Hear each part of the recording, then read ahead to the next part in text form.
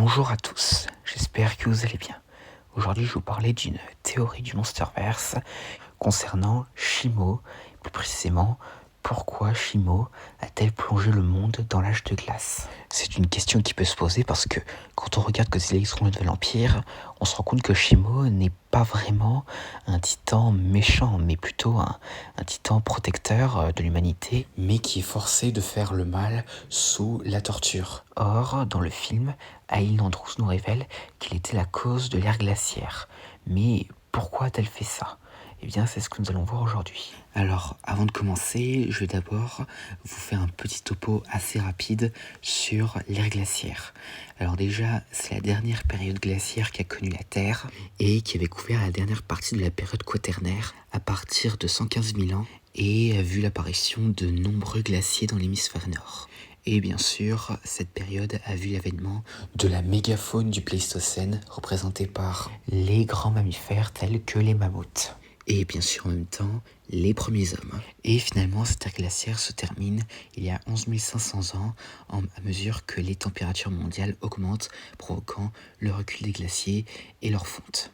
Et bien sûr, en même temps, l'extinction d'une grande partie de la mégafaune. Voilà, donc là, c'était pour un peu mettre le contexte concernant l'ère glaciaire. Maintenant, revenons à Shimo et discutons un peu de pourquoi a-t-elle créé un événement pareil qui a marqué l'histoire de l'humanité. Alors déjà, pour commencer, je ne vais pas aborder la théorie comme quoi Shimo aurait congelé Ghidorah parce que cette théorie n'est pas vraiment confirmée. Donc à moins que ça le soit à l'avenir, eh bien je vais éviter de l'aborder. En plus, Ghidorah, de ce que l'on sait, n'a pas été congelé pendant l'ère glaciaire, mais pendant les premières civilisations. Donc c'est un peu un autre sujet. Mais bon, revenons à Shimo et son ère glaciaire. La première possibilité, ce serait qu'elle aurait fait ça en raison d'une période assez chaude. Parce qu'il faut savoir que avant le Pléistocène, la période précédente, le Pliocène, était une période où il faisait assez chaud. Et il y avait une forte concentration de gaz à effet de serre. Donc il est possible que Shimo ait fait ça pour tenter de refroidir un peu la planète pour essayer que ça aille mieux au niveau de la température. Cependant, l'autre possibilité, ce serait que Shimo n'a pas toujours été un titan bienveillant. En effet, l'ère glaciaire, c'était une période très difficile, à la fois pour les humains et pour la mégafaune.